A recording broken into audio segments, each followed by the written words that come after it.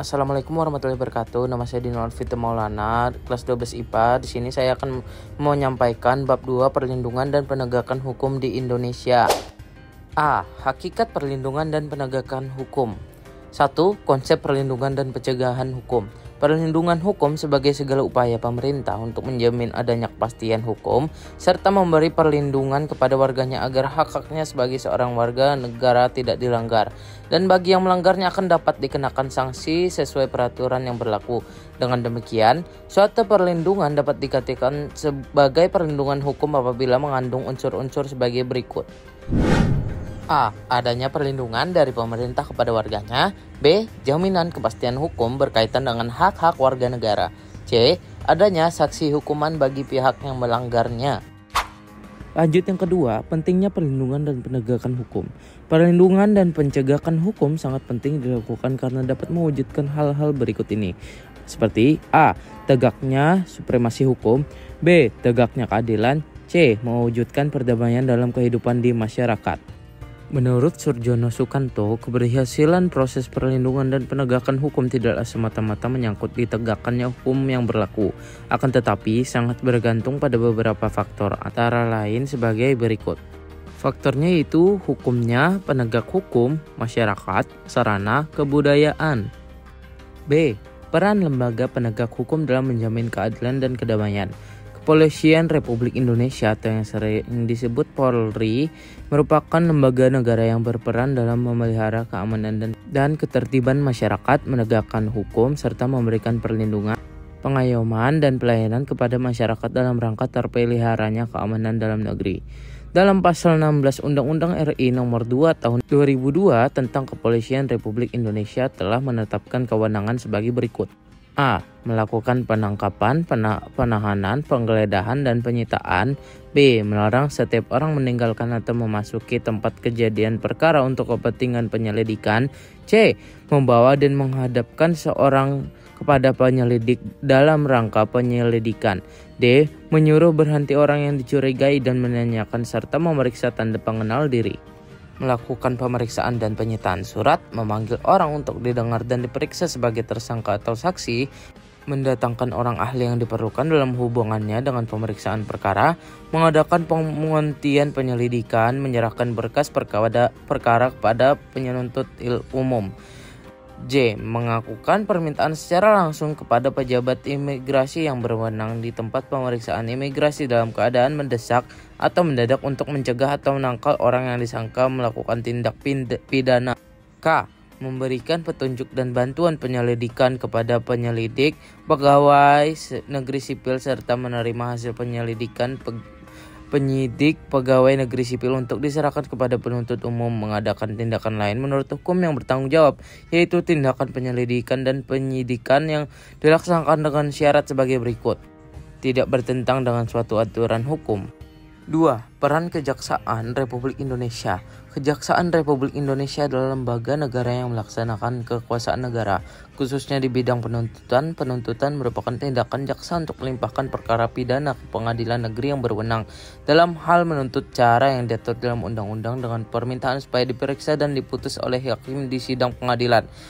Pelaku pelanggaran pidana yang akan dituntut adalah yang benar bersalah dan telah memenuhi unsur-unsur tindak pidana yang disangkakan dengan didukung oleh barang bukti yang cukup dan didukung oleh minimal 2 orang saksi. Adapun yang menjadi tugas dan wewenang kejaksaan dikelompokkan menjadi 3 bidang berikut. A. Di bidang pidana, melakukan penuntutan, melaksanakan penetapan hakim dan putusan pengadilan yang telah memperoleh kekuatan hukum tetap, melakukan pengawasan terhadap pelaksanaan putusan pidana bersyarat, putusan pidana pengawasan, dan keputusan lepas bersyarat.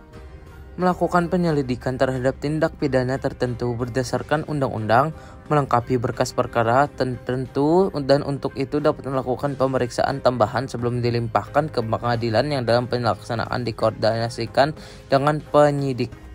B. Di bidang perdata dan tata usaha negara, kejaksaan dengan kuasa khusus dapat bertindak baik di dalam maupun di luar pengadilan untuk dan atas nama negara atau pemerintah. C. Dalam bidang ketertiban dan ketenteraman umum, peningkatan kesadaran hukum masyarakat, pengamanan kebijakan penegakan hukum, pengawasan peredaran barang cetakan, pengawasan aliran kepercayaan yang dapat membahayakan masyarakat dan negara, pencegahan penyalahgunaan dan penodaan agama, penelitian dan pengembangan hukum serta statistik kriminal. 3. Peran hakim sebagai pelaksana kekuasaan kehakiman. Hakim adalah pejabat peradilan negara yang diberi wewenang oleh undang-undang untuk mengadili. Mengadili merupakan serangkaian tindakan hakim untuk menerima, memeriksa, dan memutuskan perkara hukum berdasarkan asas bebas, jujur, dan tidak memihak di sebuah sidang pengadilan berdasarkan ketentuan perundang-undangan. Menurut ketentuan Undang-Undang RI Nomor 48 Tahun 2009 tentang kekuasaan kehakiman, hakim berdasarkan jenis lembaga peradilannya dapat diklasifikasikan menjadi 3 kelompok berikut. A. Hakim pada Mahkamah Agung yang disebut dengan Hakim Agung. B. Hakim pada badan peradilan yang berada di bawah Mahkamah Agung, yaitu dalam lingkungan peradilan umum, lingkungan peradilan agama, lingkungan peradilan militer, lingkungan peradilan tata usaha negara, dan hakim pada pengadilan khusus yang berada dalam lingkungan peradilan tersebut. C. Pada Mahkamah Konstitusi yang disebut dengan Hakim Konstitusi. 4. Peran advokat dalam penegakan hukum. Advokat adalah orang yang berprofesi memberi jasa hukum, baik di dalam maupun di luar pengadilan. Jasa hukum yang diberikan berupa memberikan konsultasi hukum, bantuan hukum, menjalankan kuasa, mewakili, membela, mendampingi, dan melakukan tindakan hukum. Adapun persyaratan untuk menjadi advokat di Indonesia diatur dalam pasal 3 Undang-Undang RI Nomor 18 Tahun 2003 tentang advokat, yaitu A. Warga NRI, bertempat tinggal di Indonesia, tidak berstatus sebagai pegawai negeri atau pejabat negara, berusia sekurang-kurangnya 25 tahun, berijazah sarjana yang berlatar belakang pendidikan tinggi hukum, lulus ujian yang diadakan oleh organisasi advokat. 5. Peran Komisi Pemberantasan Korupsi (KPK). Komisi Pemberantasan Korupsi disingkat KPK adalah sebuah komisi yang dibentuk pada tahun 2003 berdasarkan Undang-Undang RI Nomor 30 Tahun 2002 tentang Komisi Pemberantasan Tindak Pidana Korupsi. Tujuan dibentuknya KPK adalah untuk mengatasi, menanggulangi, dan memberantas korupsi. Untuk mencapai tujuan tersebut, KPK mempunyai tugas sebagai berikut. A. Koordinasi dengan instansi yang berwenang melakukan pemberantasan tindak pidana korupsi. B. Supervisi terhadap instansi yang berwenang melakukan pemberantasan tindak pidana korupsi. C. Melakukan penyelidikan, penyidikan, dan penuntutan terhadap tindak pidana korupsi. D. Melakukan tindakan pencegahan tindak pidana korupsi. Selain memiliki tugas tersebut, komisi ini memiliki beberapa wewenang sebagai berikut. 1. Mengkoordinasi penyelidikan, penyidikan, dan penuntutan tindak pidana korupsi.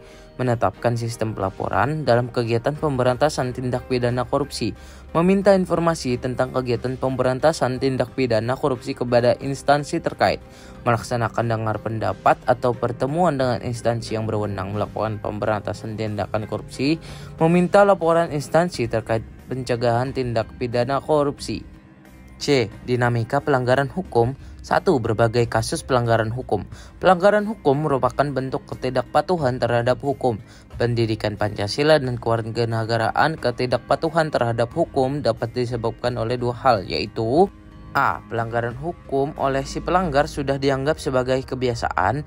B. Hukum yang berlaku sudah tidak sesuai lagi dengan tuntutan kehidupan. Contoh perilaku yang bertentangan dengan aturan yang dilakukan di lingkungan keluarga, sekolah, masyarakat, bangsa, dan negara. Dalam lingkungan keluarga, contohnya seperti mengabaikan perintah orang tua, mengganggu kakak atau adik yang sedang belajar, ibadah tidak tepat waktu, menonton tayangan yang tidak boleh ditonton oleh anak-anak, nonton TV sampai larut malam, dan bangun kesiangan. B. Dalam lingkungan sekolah, diantaranya 1. Menyontek ketika ulangan, datang ke sekolah terlambat, bolos mengikuti pelajaran, tidak memperhatikan penjelasan guru, dan berpakaian tidak rapi dan tidak sesuai yang ditentukan oleh sekolah. Dalam lingkungan masyarakat diantaranya adalah mangkir dari tugas ronda malam, tidak mengikuti kerja bakti dengan alasan yang tidak jelas, main hakim sendiri, mengonsumsi obat-obat terlarang, melakukan tindakan diskriminasi kepada orang lain, melakukan perjudian, dan membuang sampah sembarangan. B. Dalam lingkungan bangsa dan negara, diantaranya tidak memiliki KTP, tidak mengetahui rambu-rambu lalu lintas, melakukan tindak pidana seperti pembunuhan, perampokan, penggelapan, pengedaran uang palsu, pembajakan karya orang lain, dan sebagainya, melakukan aksi teror terhadap kelengkapan negara, tidak berpartisipasi pada kegiatan pemilihan umum, dan merusak fasilitas negara dengan sengaja. Terima kasih atas perhatiannya. Saya ucapkan sekian terima kasih. Wassalamualaikum warahmatullahi wabarakatuh.